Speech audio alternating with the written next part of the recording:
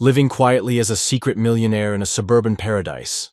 I never expected my simple navy blue mailbox to trigger an all-out war with our power-hungry HOA president, Linda Thompson, when she illegally seized and tried to auction my house during my business trip to Singapore. She had no idea she was messing with someone who could destroy her precious HOA with a single phone call, but would. I choose revenge or redemption.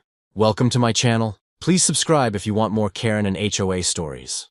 The bright yellow sticky note fluttering on my front door made my heart sink. Not again. This would be the third warning this week from Linda Thompson, our HOA president. I grabbed the note and read it. Violation. Unauthorized mailbox color change. Fine. 150, compliance required within 48 hours. I crumpled the paper in my hand, trying to keep my cool as I watched Linda march down my driveway in her pristine white tennis outfit, her clipboard clutched to her chest like a shield. I had only painted my mailbox navy blue last weekend. It matched my house trim perfectly, and looked way better than the rusty, old one that came with the property. But apparently, in Oak Ridge Estates, even breathing required HOA approval. I walked to my mailbox, running my hand over the smooth, fresh paint. A small act of rebellion maybe, but it was mine. My phone buzzed. Another email from my tech company's board about our upcoming IPO.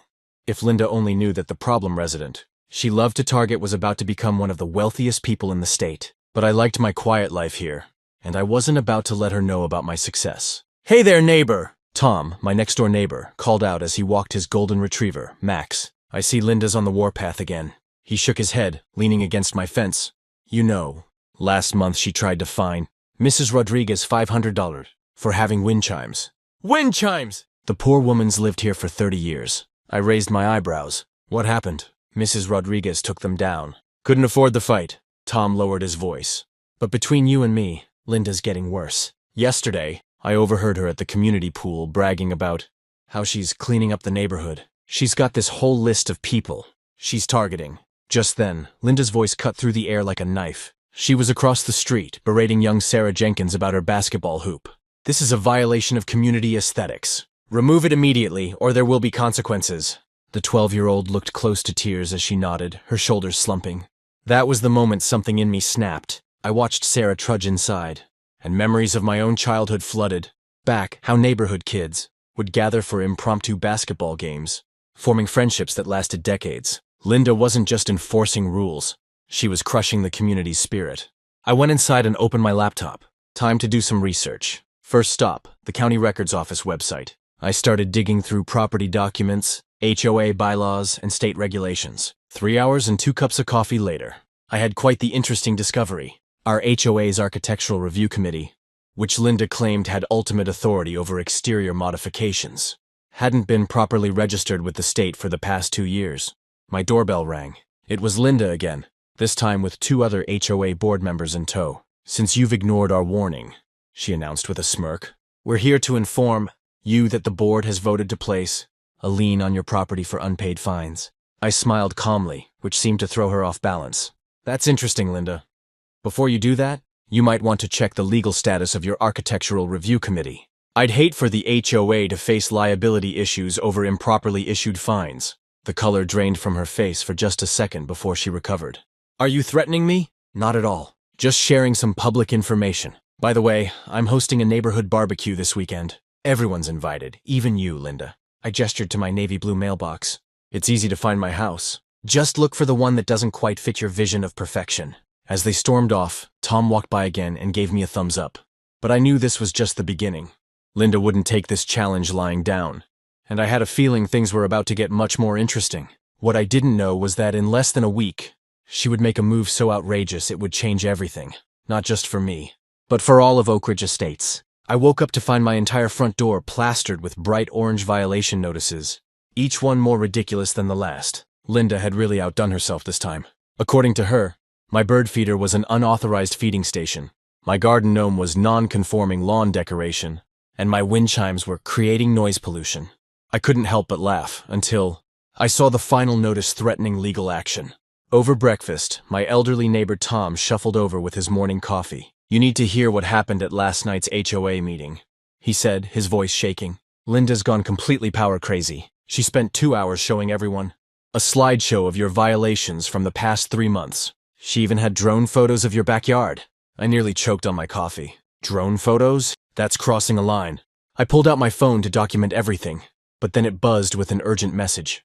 My tech company's biggest deal was about to fall apart in Singapore. I had to leave immediately. Before rushing to the airport, I dropped off checks for all the ridiculous fines at the HOA office. Even though they were bogus, I wanted to show good faith. I also sent Linda a polite email explaining my emergency business trip and asking her to contact my property manager if there were any issues. The first week in Singapore was chaos. Between marathon negotiation sessions and time zone confusion, I barely had time to sleep. Then the messages started coming in. Tom sent videos of Linda marching around my property with a measuring tape and a camera, documenting every inch. My security cameras caught her peering through my windows at 7 a.m. sharp every morning. "She's telling everyone you're a deadbeat owner who abandoned the property," Tom texted. "She's building a case for the HOA to take action under some emergency clause." I tried calling Linda, but she wouldn't answer. Instead, certified letters began arriving at my house, thick envelopes, full of new violations and threats. My property manager tried delivering my responses, but Linda refused to accept them, claiming they had to come directly from me. Things got even weirder when Linda started hosting community safety meetings in front of my house. My security cameras showed her pointing at my windows, gesturing wildly about deteriorating property conditions, even though my lawn service was maintaining everything perfectly. She even had the nerve to hand out flyers about absentee owners destroying property values. The final straw came when Tom sent me a recording from the latest HOA meeting. Linda stood at the podium, her voice dripping with fake concern. "This owner has shown complete disregard for our community standards. They're ignoring all communications and refusing to pay fines. I've consulted our attorneys, and they agree we have grounds for immediate action under Section 8 of our bylaws." I was in the middle of signing the biggest contract of my career when my property manager sent an urgent text. "Linda just posted something on your door. You need to see this now." The photo showed an official-looking document with big, bold letters at the top. My heart stopped when I read it, but I couldn't leave Singapore yet. Not when we were so close to closing this deal. "Keep an eye on things," I texted back. "I'll be home in 3 days." I had no idea that Linda was already putting her most outrageous plan into action, one that would end up being the biggest mistake of her HOA career. The moment I pulled into my driveway after 3 weeks in Singapore, I knew something was terribly wrong. My house key wouldn't work. At first, I thought I was just tired from the 20-hour flight, but then I saw it. A bright orange auction notice plastered on my front door like some kind of terrible joke. My hands shook as I read the words "property seizure" in bold black letters. I pulled out my phone to take pictures when I heard that familiar voice that made my skin crawl. "Oh, you finally decided to show up?" Linda Thompson stood at the edge of my lawn, her clipboard hugged to her chest like a shield. She wore that same smug smile I'd seen her give other neighbors when writing up violations for their unsightly garden gnomes or unauthorized wind chimes. "What is this, Linda?" I kept my voice steady, even though my heart was racing. I'd just closed a $100 million deal in Singapore, but here I was, locked out of my own home by a woman who thought her HOA title made her queen of the neighborhood. "Well, if you'd bothered to read any of the notices or respond to our certified letters," she said, waving her hand dismissively, "you'd know that the HOA board voted unanimously to seize your property for repeated violations and unpaid fines. The auction is this Saturday." Just then, a small group of people walked up my driveway. Potential buyers. Linda's face lit up like a kid at Christmas. "Right this way," she chirped, pulling out a set of keys, my house keys, and leading them inside like she owned the place. I stood there in my wrinkled business suit, watching strangers walk through my home, touching my things, making plans for my space. Through the window, I could see Linda pointing out my outdated kitchen cabinets that she'd been trying to make me paint white for months. My neighbor Tom rushed over from his yard looking worried. "I tried to tell them you were away on business," he whispered. "But Linda convinced the board that you'd abandoned the property. She's been showing it all week, telling everyone you're just another investor who let the place fall apart." I pulled out my phone again, this time to call my lawyer, but Linda had spotted me. She marched back outside, potential buyers trailing behind her like ducklings. "Taking pictures of your violations?" she asked loudly. "A bit late for that, don't you think? The time for fixing things was months ago." The couple following her exchanged uncomfortable looks. I could tell they were starting to sense something wasn't right. Linda quickly jumped in. "Don't worry about him. By Saturday afternoon, this will be your beautiful new home, and we can finally get those ghastly blue mailbox and overgrown rose bushes taken care of." More neighbors were gathering now, drawn by the drama unfolding on my front lawn. I could hear their whispers. some sympathetic, others judgmental. Linda was in her element, playing to the crowd. "This is what happens when people think they're above the rules," she announced to everyone and no one in particular. "No one is special here. Everyone follows the same guidelines." Tom stepped forward, trying to reason with her. "Linda, you can't just auction someone's house because you don't like their mailbox color. There are laws." "Laws?" Linda cut him off with a laugh that sounded like breaking glass. "I've been running this HOA for 15 years. I know exactly what we can and cannot do. The bylaws clearly state—" "Actually," I interrupted, finally pulling out my phone, "why don't we let my legal team explain the bylaws to you? They're very interested in hearing about how you've been entering my property and showing it to strangers without my consent." For just a second, I saw fear flicker across Linda's face, but she recovered quickly, plastering on that fake smile again. Everything was done according to proper procedures. "You'll find all the documentation in order." She turned to the potential buyers, who were now backing away toward their car. "Shall we look at the backyard?" The previous owner clearly had no appreciation for proper landscape design.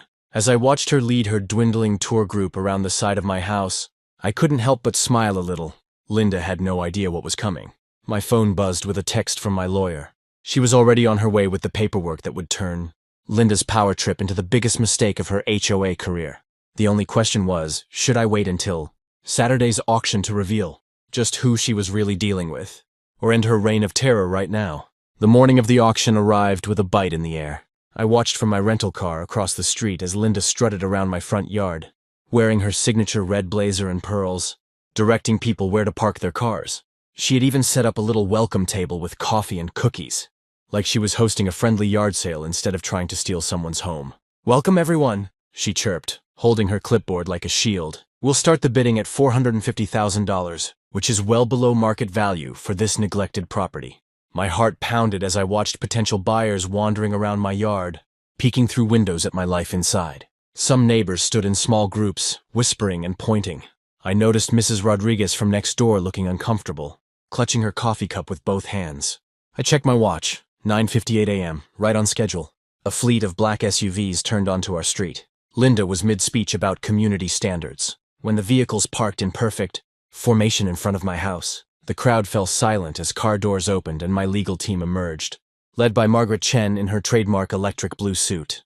"Mrs. Thompson?" Margaret's voice cut through the morning air like a knife. "I'm Margaret Chen, representing the property owner. I have here a cease and desist order, along with documentation of multiple violations of state property law, HOA bylaws, and basic due process." Linda's face turned as red as her blazer.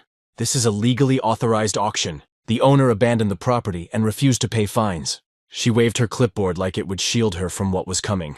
That was my cue. I stepped out of my rental car and walked toward my house. The crowd parted like the Red Sea. "Actually, Linda," I said calmly, "I have proof of payment for every legitimate fine. I also have security camera footage of you entering my property without authorization while I was away on business." Margaret's team began distributing documents to the stunned crowd. "These papers show that Mrs. Thompson failed to provide legally required notices, violated waiting periods, and conducted unauthorized property inspections," Margaret explained. "She also attempted to auction a property without proper title or court authorization." Tom stepped forward from the crowd. "Linda, is this true? Did you skip the required board vote on this?" Other board members started muttering among themselves. Linda's perfectly manicured hands shook as she flipped through her papers. I was acting in the best interest of our community. This man has been destroying our property values with his violations." I pulled out my phone and played a recording. Linda's voice, clear as day, bragging to someone about how she was going to make an example of me and score a sweet commission on the auction sale. The crowd gasped. Mrs. Rodriguez dropped her coffee cup. "Your illegal actions have exposed every board member to personal liability," Margaret continued, "not to mention potential criminal charges for attempted property theft and fraud." Linda's face went from red to white. "You can't prove anything!" "I've run this HOA for 15 years. Do you know who I am?" "Yes," I replied quietly. "You're someone who tried to steal a house because its mailbox was the wrong shade of blue." I turned to the crowd. "I have copies of every email, every false violation, every illegal entry. I even have satellite photos showing that my grass was actually shorter than the HOA requirements when she issued violations." The local news van I'd tipped off earlier pulled up, and Linda's eyes went wide with panic. She looked around wildly, suddenly realizing she was standing in the middle of her own carefully orchestrated disaster. The other board members were already backing away from her, phones in hand, probably calling their lawyers. Would anyone like to see the proof that Mrs. Thompson planned to personally profit from this illegal auction? Margaret asked, holding up a thick folder. Or should we discuss the selective enforcement of HOA rules, based on personal vendettas? Linda's clipboard slipped from her fingers and clattered on the sidewalk. The sound echoed through the suddenly silent street, like the final gavel falling on her reign of HOA terror. But what happened next would shock everyone, even me. The morning after my legal team shut down Linda's illegal auction, I sat in my home office watching the local news. There I was, standing outside my house while reporters thrust microphones toward Linda's retreating figure. HOA president attempts unauthorized home. Seizure of tech millionaire. Scrolled across the bottom of the screen. My phone wouldn't stop buzzing, with messages from neighbors who never knew about my success in the tech world. Linda tried damage control, sending a community-wide email claiming she was just following procedures. But my lawyer, Margaret, had already shared the property records showing Linda had skipped several required legal steps. Tom, my neighbor, forwarded me screenshots of the HOA Facebook group where angry residents demanded answers about their HOA fees being used to pay for Linda's power trip. I could have destroyed them all financially. Margaret showed me the numbers. With my resources, I could tie up every board member in court for years. The sight of Linda speedwalking past my house each morning, head down and no clipboard in sight, should have felt like sweet revenge, but something didn't sit right with me. Instead of a lawsuit, I called an emergency community meeting at the local library. The room was packed. I'd never seen so many neighbors in one place. Linda sat in the back corner, arms crossed, while her former board members kept their distance. When I walked to the front, you could hear a pin drop. I moved here because I wanted a normal life, I began, adjusting the microphone. Money doesn't buy happiness, but it does buy choices. Today, I'm choosing to help fix our community instead of tearing it apart. The proposal I laid out shocked everyone. I would establish a $500,000 community improvement fund managed by a new board elected through a transparent process.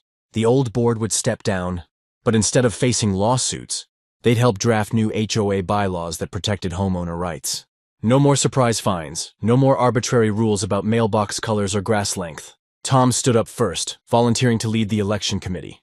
Others followed.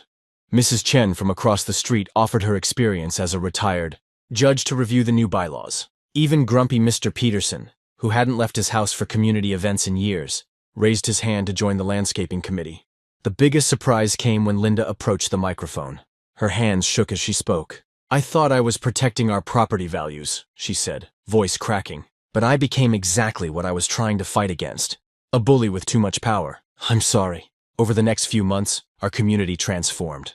The improvement fund helped build a playground where kids could actually play without getting violation notices about noise. We started a community garden in the empty lot that Linda used to fill with threatening signs about yard maintenance violations.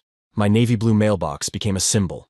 Other neighbors started painting theirs in different colors, creating a cheerful rainbow down every street. We even had a mailbox painting festival where families gathered to express their creativity together.